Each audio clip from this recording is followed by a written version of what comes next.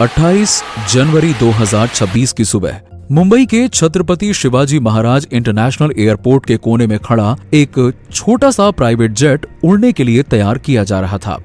ये कोई आम फ्लाइट नहीं थी, बल्कि ये एक वीआईपी चार्टर फ्लाइट थी। इस फ्लाइट को ऑपरेट कर रही थी दिल्ली की private aviation company VSR ventures private limited, और जिस एयरक्राफ्ट को इस उड़ान के लिए चुना गया था वो था बॉम्बार्डियर लेयरजेट 45XR, जिसका रजिस्ट्रेशन था VTSSK। ये एयरक्राफ्ट 15 साल पुराना जरूर था, लेकिन मेंटेनेंस रिकॉर्ड्स में भी किसी तरह की टेक्निकल खराबी का कोई संकेत नहीं था, यानी कि ओवरऑल ये फिट था, यानी कि तकनीकी तौर पर ये जेट उड़ान के लिए पूरी तरह से तैयार था। इस फ्लाइट की प्लानिंग एक दिन पहले ही शुरू हो चुकी थी। 27 जनवरी की शाम को ऑपरेटर को जानकारी मिली कि अगले दिन सुबह महाराष्ट्र के deputy chief minister Ajit Pawar को मुंबई से बारामती जाना है।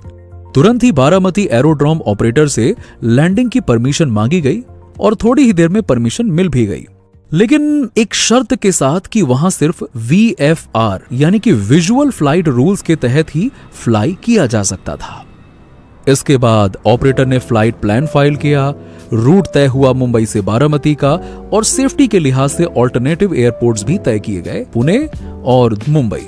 यानी कि सब कुछ रूटीन प्रोसीजर के हिसाब से हो रहा था। कॉकपिट में कमांड संभाल रहे थे कैप्टन सुमित कपूर, उम्र 61 साल, और उनके पास करीबन 18,855 घंटों का टोटल फ्लाइंग एक्सपीरियंस था, जिसमें से लगभग 2800 घंटे से ज्यादा उन्होंने इसी लेयर जेट टाइप के एयरक्राफ्ट उड़ाए थे। उनके साथ को पायलट की सीट पर थी फर्स्ट ऑफिसर सांभवी पाठक, जिनकी उम्र सिर्फ और सिर्फ 25 साल थी। उनके पास भी करीबन 2490 घंटों का फ्लाइंग एक्सपीरियंस था, और इस एयरक्राफ्ट पर ही लगभग 2200 घंटे से ज्यादा उड़ान भर चुकी थी। 28 जनवरी की सुबह करीबन 5:30 बजे टेक्नीशियंस अपनी ड्यूटी पर पहुंचे और एयरक्राफ्ट के डिपार्चर प्रिपरेशंस को शुरू किया गया। एयरक्राफ्ट में पहले से लगभग 2900 पाउंड फ्यूल मौजूद था, और सेफ्टी मार्जिन बनाए रखने के लिए उसमें करीबन 2100 पाउंड फ्यूल और भरा गया। ये क्वांटिटी इस छोटे से फ्लाइट के लिए जरूरत से भी ज्यादा थी। इसके बाद एयरक्राफ्ट का लोड और ट्रिम कैलकुलेशन किया गया। टेक ऑफ वेट लगभग 19,603 पाउंड निकला, यानी वेट बैलेंस के हिसाब से भी सब कुछ बिल्कुल सही था।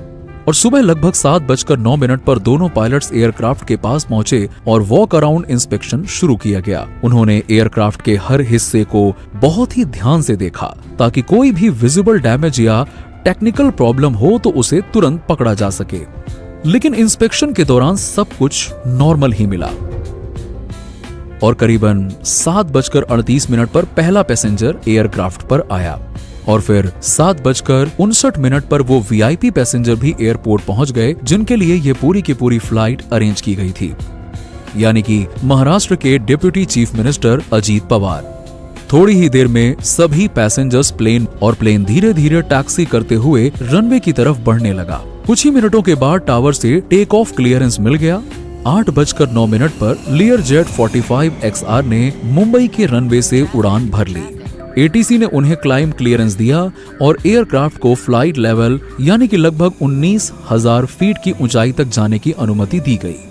उस समय तक फ्लाइट पूरी तरह से रूटीन थी। कॉकपिट में किसी तरह की कोई इमरजेंसी नहीं थी। इंजन से स्मूथली काम कर रहे थे, इंस्ट्रूमेंट्स नॉर्मल रीडिंग्स दिखा रहे थे, और मौसम भी ऐसा नहीं था कि कोई खतरा महसूस हो। करीबन 8:15 बजे प्लेन ने पुणे ATC के साथ में कांटेक्ट किया, और उस समय एयरक्राफ्ट अपने तय एल्टीट्यूड की ओर क्लाइंब कर रहा था। और थोड़ी देर बाद पायलट्स ने पुणे कंट्रोलर को बताया कि वो बारामती से लगभग 38 माइल्स दूर है। ये सुनते ही पुणे ATC ने एयरक्राफ्ट को आगे की डिसेंट क्लियरेंस दे दी।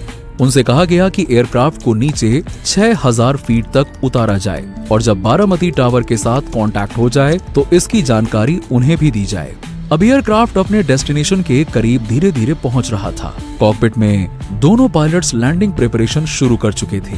कुछ ही देर में पायलट्स ने पुणे ATC को बताया कि वो बारामती टावर के साथ VHF रेडियो कांटेक्ट में आ चुके हैं। इसके बाद पुणे कंट्रोलर ने उन्हें ऑफिशियली बारामती टावर के हवाले कर दिया। यही वो मोमेंट था जहां से इस फ्लाइट का सबसे क्रिटिकल फेज शुरू होने वाला था। अब इस दौरान एयरक्राफ्ट धीरे धीरे क्रूजिंग एल्टीट्यूड से नीचे उतरता है और रनवे की ओर अलाइन करता है। एविएशन की दुनिया में ज्यादातर एक्सीडेंट्स इसी फेज में होते हैं, क्योंकि इसी दौरान पायलट्स को कम समय में कई क्रिटिकल फैसले लेने पड़ते हैं। करीबन 8:19 पर प्लेन ने बारामती टावर से कांटेक्ट किया और पायलट ने रेडियो पर कहा, बारामती टावर VTSSK। टावर ने तुरंत जवाब दिया और दोनों के बीच कम्युनिकेशन शुरू हो गई। उस समय एयरक्राफ्ट करीबन 10,000 फीट के एल्टीट्यूड से नीचे उतर रहा था। टावर ने उनसे उनकी डिस्टेंस पूछी। पायलट ने जवाब दिया, लगभग 30 माइल्स इनबाउंड। यानी एयरक्राफ्ट रनवे से लगभग 55 किलोमीटर की दूरी पर था और धीरे धीरे लैंडिंग के लिए अप्रोच कर रहा था। बारामती एयरफील्ड पर उस समय रनवे 11 एक्टिव था और हवा लगभग शांत थी। लेकिन इसके तुरंत बाद कॉकपिट से एक ऐसी रिक्वेस्ट आई जिसने ATC को भी थोड़ी देर के लिए चौंका दिया। पायलट ने कहा, रनवे 29 रिक्वेस्ट कर रहे हैं। बारामती का रनवे 11 और 29 दोनों डायरेक्शंस में इस्तेमाल किया जा सकता है। ATC ने कुछ सेकंड सोचा और फिर परमिशन दे दी। Roger, runway 29 approved. लेकिन कुछ ही मिनटों के बाद कॉकपिट से फिर रेडियो कॉल करके कहा गया, requesting runway 11 only for use. मतलब पायलट्स ने अपना फैसला बदल दिया था और अब वो फिर से वही रनवे इस्तेमाल करना चाहते थे जो ATC ने पहले उन्हें बताया था, यानी कि रनवे 11। टावर ने इस बार भी परमिशन दे दी। Roger, runway 11 approved. 8:31 पर कॉकपिट से एक और सवाल किया गया, रिक्वेस्टिंग करंट विजिबिलिटी। ये सवाल सबसे ज्यादा इंपॉर्टेंट था, क्योंकि बारामती एक ऐसा अनकंट्रोल्ड एयरफील्ड है जहां मॉडर्न नेविगेशन सिस्टम्स या इंस्ट्रूमेंट लैंडिंग मौजूद नहीं है। ऐसे में यहां लैंडिंग पूरी तरह से विजुअल रेफरेंस पर डिपेंड करती है। टावर ने कुछ सेकंड्स आसपास के विजिबिलिटी मार्कर्स को देखकर जवाब दिया, अभी विजिबिलिटी 3 किलोमीटर है। अब एविएशन के रूल्स के हिसाब से ये एक बड़ा वार्निंग सिग्नल था, क्योंकि DGCA के नियमों के अनुसार किसी भी VFR फ्लाइट को ऐसे अनकंट्रोल्ड एयरफील्ड पर लैंडिंग करने से कम 5 किलोमीटर विजिबिलिटी चाहिए होती है। लेकिन उस सुबह बारामती के आसपास फॉग मौजूद था, इसीलिए विजिबिलिटी 5 किलोमीटर से लगभग आधी ही थी। अब यहाँ कॉकपिट में बैठे पायलट्स को एक अहम फैसला लेना था। वो चाहते तो अप्रोच कैंसिल कर सकते थे और एयरक्राफ्ट को ऊपर चढ़ा सकते थे और ऑल्टरनेट एयरपोर्ट जैसे कि पुणे की ओर डाइवर्ट कर सकते थे। लेकिन पायलट ने डाइवर्ट करने के बजाय बारामती में ही लैंड करने का फैसला किया। प्लेन अब धीरे धीरे बारामती रनवे की ओर उतर रहा था। कॉकपिट में बैठे दोनों पायलट्स पूरी तरह से फोकस थे। बाहर का मौसम साफ आसमान जैसा तो नहीं था, लेकिन जमीन और आसपास का टेरेन अभी भी हल्की हल्की दिखाई दे रही थी। सुबह करीबन 8:34 पर कॉकपिट से टावर को कॉल गया, फाइनल अप्रोच कोर्स VTSSK। इसका मतलब ये था कि एयरक्राफ्ट अब रनवे की सीध में आकर लैंडिंग की लास्ट स्टेज में एंटर कर चुका है। टावर ने तुरंत पूछा, कंफर्म फील्ड इन साइट। मतलब क्या पायलट्स को रनवे दिखाई दे रहा है? कॉकपिट से जवाब दिया गया, टेरेन विजुअल है, रनवे दिखने पर कॉल करेंगे। ये जवाब अपने आप में बहुत कुछ बता रहा था। इसका मतलब था कि पायलट्स को जमीन का टेरेन तो दिखाई दे रहा है, लेकिन रनवे अभी तक साफ नजर नहीं आया था। कॉकपिट में दोनों पायलट्स लगातार बाहर देखने की कोशिश कर रहे थे कि रनवे कब दिखाई देगा, लेकिन वही हुआ जिसका डर था। करीबन 8:36 पर कॉकपिट से एक छोटा सा मैसेज आया, going around VTSSK will join left base. Go around का मतलब होता है कि लैंडिंग अटेम्प्ट कैंसिल करके प्लेन वापस ऊपर उड़ा देना और एक चक्कर लगाकर दोबारा लैंडिंग की कोशिश करना। ऐसे में एयरक्राफ्ट ने रनवे के पास पहुंचकर अपनी डिसेंट रोक दी। कॉकपिट में थ्रस्ट बढ़ाया गया, नोज ऊपर उठाई गई और एयरक्राफ्ट रनवे के ऊपर से निकलकर दोबारा आसमान की तरफ बढ़ने लगा। अब प्लेन एक गोल चक्कर में वापस मुड़ रहा था ताकि कुछ मिनट बाद फिर से रनवे की ओर अप्रोच किया जा सके। दुनिया भर में हर दिन दर्जनों फ्लाइट्स किसी न किसी वजह से गो अराउंड करती हैं और दूसरी कोशिश में सेफली लैंड कर लेती हैं। कोई दिक्कत की बात नहीं होती है। लेकिन बारामती की इस सुबह में एक फर्क था, क्योंकि रनवे के आसपास हल्का हल्का फॉग मौजूद था। लगभग 8:40 पर कॉकपिट से टावर को फिर से कॉल आया, Request final approach course for runway 11. VTSSK. मतलब एयरक्राफ्ट अब दूसरी बार रनवे की ओर अलाइन होने जा रहा था।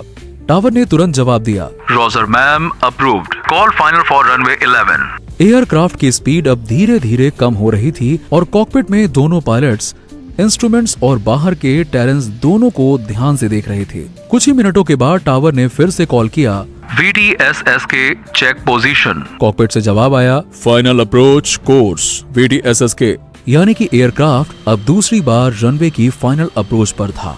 विजिबिलिटी अभी भी कम थी, लेकिन एयरक्राफ्ट फिर भी धीरे धीरे जमीन के करीब आता जा रहा था। कॉकपिट में दोनों पायलट बाहर फॉग के बीच से रनवे को देखने की कोशिश कर रहे थे और फिर अचानक से 8:43 पर कॉकपिट से आवाज आई, फील्ड इनसाइड VTSSK। मतलब कि पायलट्स को बारामती एयरफील्ड दिखाई दे गया था। VTSSK, हवा शांत है, रनवे 11 क्लियर टू लैंड। आगे बढ़ने से पहले एक छोटी सी रिक्वेस्ट है, अगर आपको ये कहानी इंटरेस्टिंग लगी हो तो वीडियो को लाइक कर दीजिएगा और चैनल को सब्सक्राइब जरूर कर लीजिएगा, ताकि ऐसी ही और सच्ची और हैरान कर देने वाली कहानियां आप तक हम पहुंचाते रहें। कॉकपिट में दोनों पायलट्स पूरी तरह से कंसंट्रेट किए हुए थे और एयरक्राफ्ट रनवे से कुछ ही सेकंड्स की दूरी पे था। इस मूवमेंट में हर चीज बहुत तेजी से होती है।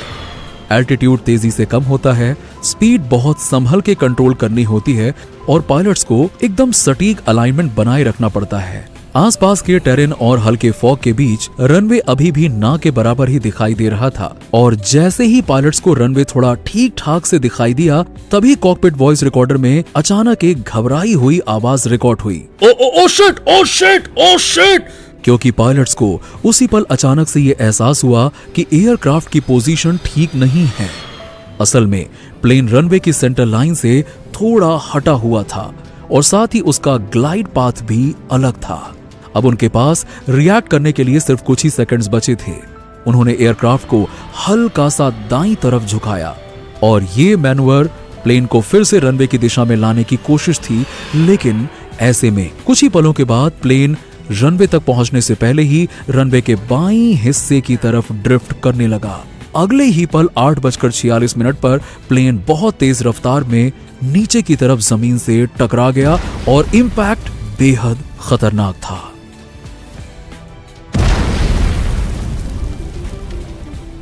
नीचे टकराते ही एयरक्राफ्ट कई हिस्सों में टूट गया और फ्यूल के आग पकड़ने के कारण एक बड़ा आग का गोला बन गया। प्लेन अब पूरी तरह से आग की लपटों में घिर चुका था।